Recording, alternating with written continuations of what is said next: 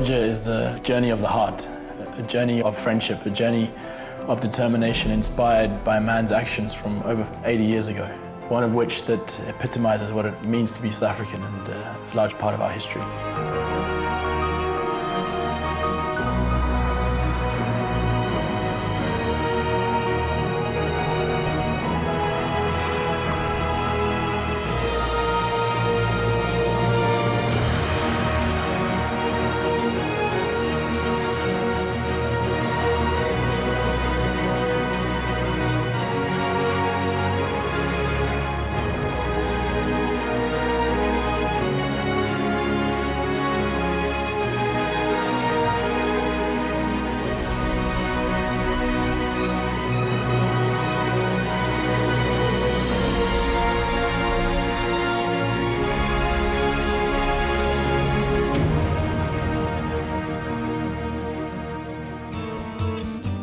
Waking up and seeing the foyer of the Southern Sun waterfront covered with bikes, cyclists all wearing red socks, really hits home that the Unogwaja Challenge is alive and that we've got to do this. We feel very much part of the Comrades family, and we have done since the beginning. Peter Proctor, the chairman of the Comrades Marathon Association, flew down from Durban to officially start the Unogwaja Challenge 2012. Good luck, safe journey, and God bless.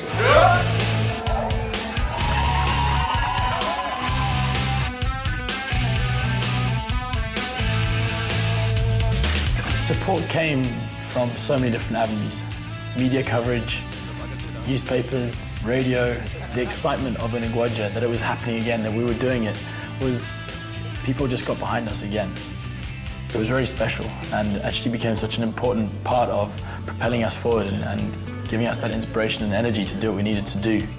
Inspiration came in so many different forms, but one of which was an amazing random meeting with Francois Pienaar. And I can't explain to you how special it was that he became part of the preparation, not only for me, but for my teammates. And it just meant the world to us.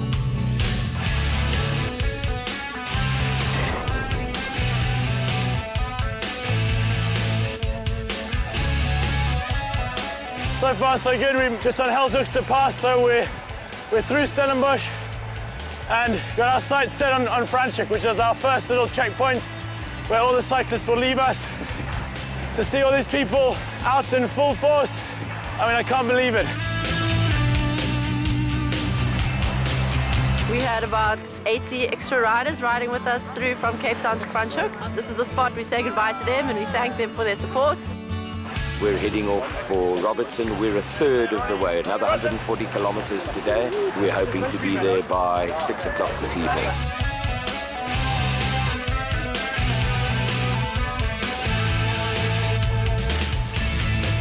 Robertson, day one, done. Stoked. Now I was trying to put a little message on my bike and without knowing, I just taped my brake cable. So for the last 196 Ks, we've been battling with the back brakes there, but we're here. That is a failure to understand the mechanics of a bicycle right over there.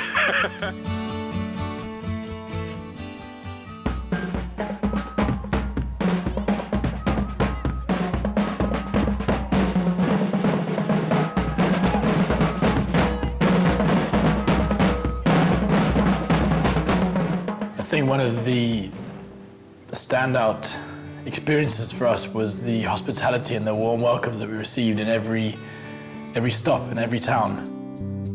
Yes, I'm having a lovely massage. Hard day on the bike, fire's going, make my Afrikaner heart very happy. It was really something that can't be quantified and can't be explained. It's the sense of community, the sense of people wanting to feel part of this special journey and wanting to give as much as they can give to help us and to get us through was amazing. In 2007, I was living with a close friend of mine, Ian Simmons, and he ended up falling in love with an awesome girl and moving back to South Africa. So our paths were going separate ways and we wanted to have something we could remember each other by, no matter where we were in the world. And he shared a story. A particular war veteran used to come to the front of the chapel and pay his respects, but he'd be wearing red socks every year. This particular guy made a pact at the Second World War with two friends to say if anyone made it back alive, that they'd always wear red socks to be together and remember each other. The moment we heard that story was the moment we started wearing red socks, and since then we've worn red socks every Friday, no matter what, no matter where. There are now red sockers all over the world in more than 50 countries, people celebrating their own passion for living, their own lives and the important people in them by wearing red socks every Friday. When I wake up on a Friday and put on my red socks, I definitely think of people that were around that are no longer around, and that inspires me to go out there and not to yield. And so here we are, it's a Friday, bring it on. Feels great to be in Karlensdorf. 219. Furthest ever. 219. I'm on 219 kilometers today. Unbelievable.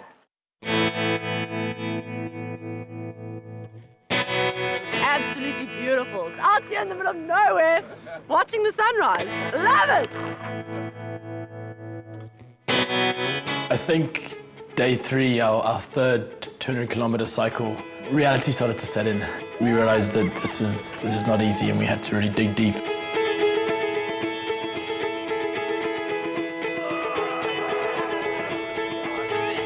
Blakey's Achilles is a little sore, and we are just trying to offload it a little bit so he takes a bit of the tension off the tendon, and this worked quite well for the first session we did it. There's no doubt about it, this event takes a huge toll on your body, and we were lucky enough to have physios giving us treatment at the end of each day just to give us that little bit extra in our bodies to keep us going.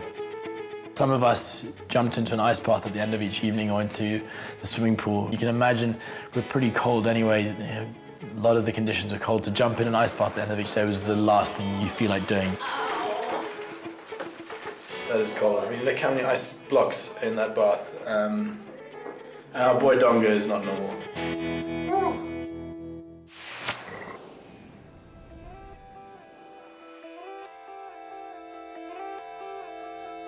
Frost on the road, frost on the plants.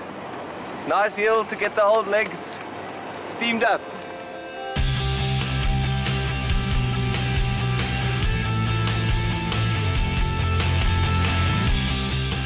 Ons praat later weer. Okay. Regards to the kids. Love you too. Bye. Bye. Makes you miss them, but also it just drives you for what lies ahead.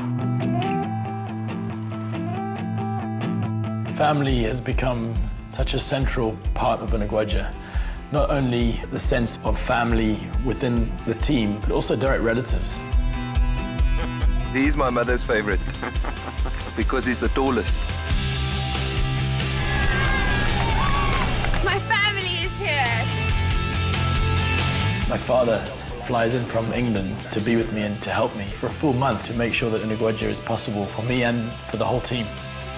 To be honest, this trip would not happen without him. He has been an absolute hero and really gives everything for these boys in Miranda to do what they're doing. Hello, Renato. I'm going to get you some socks. Yes, please. Socks represent the spirit of Unogwaja. Shops, yes. Shops? Unogwaja. Yeah. That's us. We got so much energy from the people that we encountered along the way, and in particular, when we told them about where we had come from and where we were going. Where are you going? To Pietermaritzburg. Yeah. This is Sibo Siso. I saw him climbing up this hill at pace in his red socks.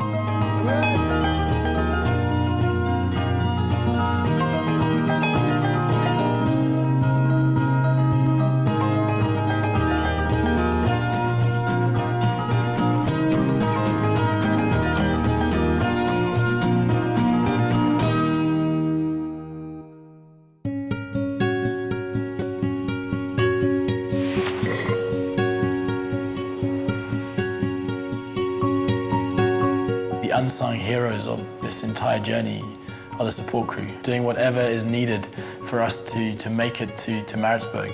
From George and his incredible energy and his incredible support and obviously fixing the bikes, to Andrew King, who's taking incredible photos and driving the social media machine, as we called it. We've got quite a big crew following this year, taking pictures, making videos, tweeting, Facebook, the whole works. We've got it all covered, and then we need to get it into cyberspace. So this is where it happens. So for the next week, this here is our office. The film crew, even though they were kind of a separate entity and they had a very specific job to do, they became part of our team, and it was really special to witness the sheer amount of hard work they put in. I mean, I think our editor team hardly slept in the duration of the Unogwaja, and for us to watch those webisodes on a daily basis became, something that we looked forward to and as a team celebrated.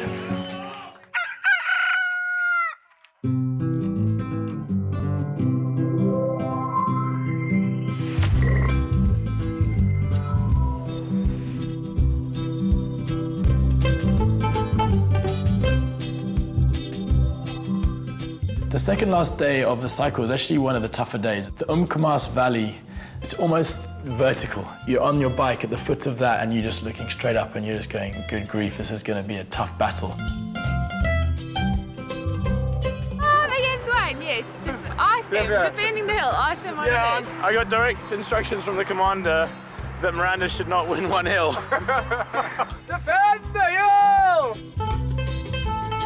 I ended up being sort of sucked into the emotion of it, but I wish I didn't because, geez, it really took it out of me. Marcus might not be able to run on Sunday, but he defended the hill. Ian, we're defend the hill. 3.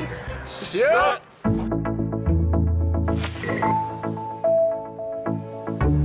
The Comrades Marathon Association invited us to join them for an official pasta party. Legends like Bruce Fordyce were there to speak, and we actually got an opportunity to share our story there. And inviting the team onto the stage, I think, was something that I think we'll all remember.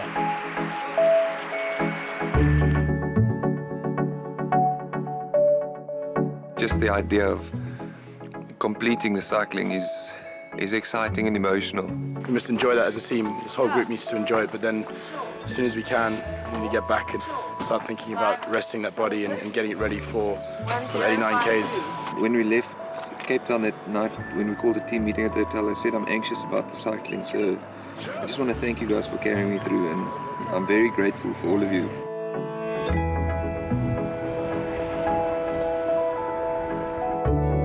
Arriving at the outskirts of Maritzburg, we got met by a guy called Fionn, a really passionate Red Socker. This guy has just arrived to see us in with Unogwaja flags that he's made himself. Someone who's just joining the spirit and welcoming us to Maritzburg. Another really special thing. Cheapers. Amazing, amazing. We've got the flags here so everyone knows who they are, because they've done something actually quite extraordinary today. It really was special and epitomized the spirit of Unogwaja that's not just felt by us, but by people that are part of the journey. It feels awesome to be in Maritzburg on this bike.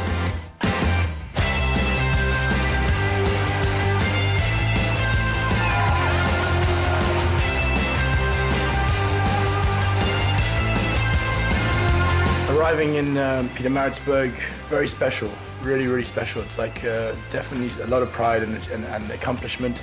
The feeling of going down Comrades Road with all those people there to see us, people in red socks, the army band, the chairman of Comrades Peter, all those people that have been supporting us, the Masterton-Smith family, really words can't explain it, a really special feeling. I think it was really awesome for us to experience that together.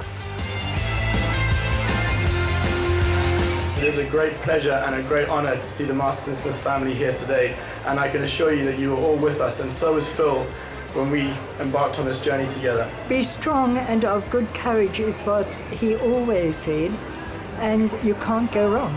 It was certainly extremely meaningful meeting Omar and Junior, who were amputees that benefited from the funds raised through Unogwaja. The support of Jumping Kids and all the Amabidi charities, which are the official Comrades charities, is something that we feel really strongly about and we want to grow in the future.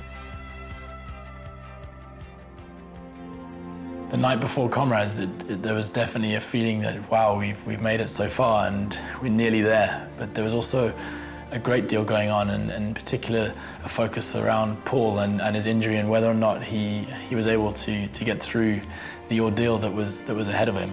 My brother's battling a little bit with a few little niggles. We've had him on antibiotics for the last day or so, but it's just for a sore on his leg, so he should be all right to run. To worry about it's no point, you just gotta manage it and just go for it. We'll see. Not much I can do now. Eh? He took a knock last year with his knee injury, but he did it awesome, comrades. This year is a slightly different story. He will push himself as hard as he can, even harder than he should. I've spoken to all the other Unogwajas, and we're all going to have a look at and watch him and make sure we can help him through and just monitor how he's handling the race. We've just done 10 full days of cycling, but I think the comrades, it may only be one day, but it's a beast. I've only done it once, but I know after about 40 Ks, you're the murin, and your body's the murin too, and you've just got to dig deep. And yeah, so tomorrow's a long day.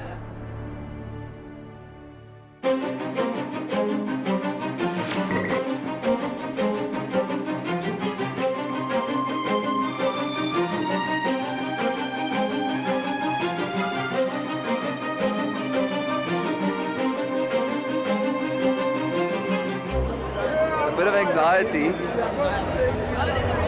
but feeling okay.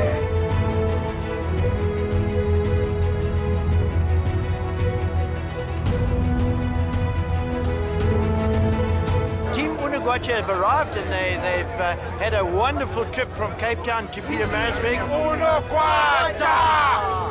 Unogwaja! 10 minutes from the start, all the racing snakes are moving to the front. Absolutely amazing.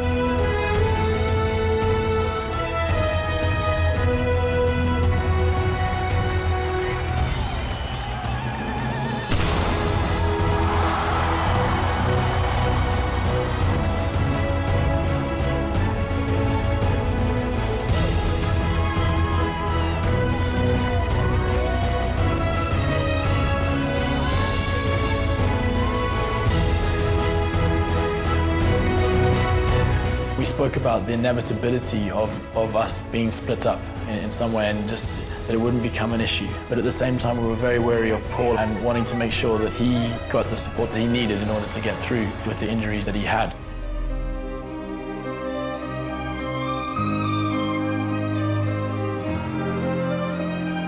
The feedback early on was that he was struggling and that he needed to receive quite a bit of treatment and he was in pain. Joe, how much damage am I going to do here? You can keep your running style. It's just hurt when your foot strikes the ground, you should be fine. Looking better already. My boy. He said he felt it straight away as he started running, which is a bit of a worry because we're about 10 Ks in. There was a great sense of concern and real desire for Paul to make it, having been through the experience and the heartbreak of having to pull out of the cycle last year.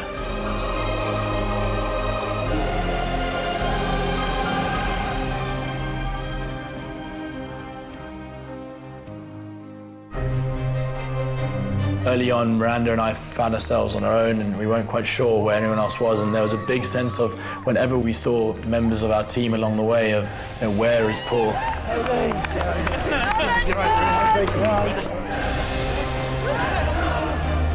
How's Blakey doing? Miranda and I just continually asked where he was, how he was doing, and at some points there was sort of a certain amount of uncertainty. We haven't seen it. Oh, is it?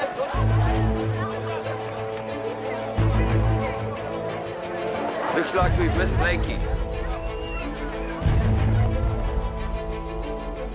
He's the only one we missed at our last stop before we came in. Okay, so race number's 24941. He came through halfway at 10:26:22. You ran through with him? No, he wasn't. That's the interesting thing. He wasn't let's look at John again. He wasn't with them. John went because through John at stopped. 10:26:23. That can't be right, you see. Because he stopped, Miranda was there. They were all in good shape.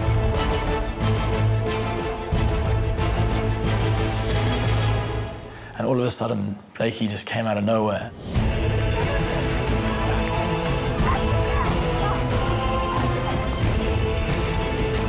I can't explain to you the feeling of relief. He knew he could get through it now.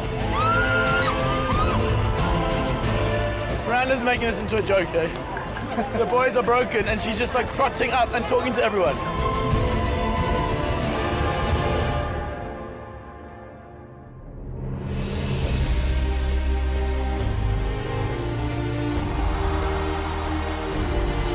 It was the last sort of 3-4 months you've been building up towards this event.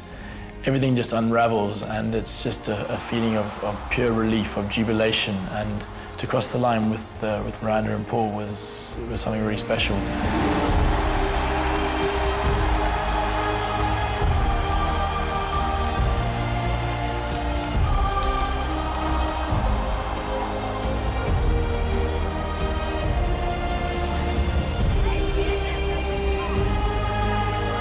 The realization that the Comrades in itself is such a tough event. 89 kilometers of road running between Pietermaritzburg and Durban really hits home when you see people crossing that line, and more so when you realize the amount of people that don't cross that line.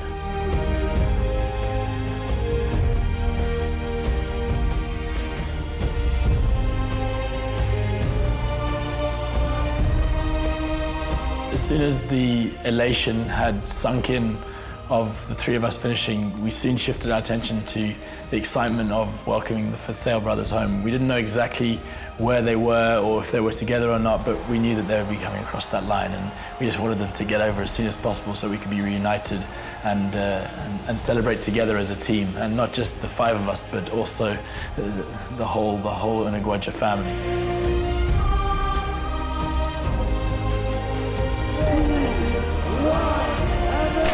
There's one thing that I've retained after these two Unogwajas is wherever you go, go with your heart. Because when you do so, you can go further than you ever imagined.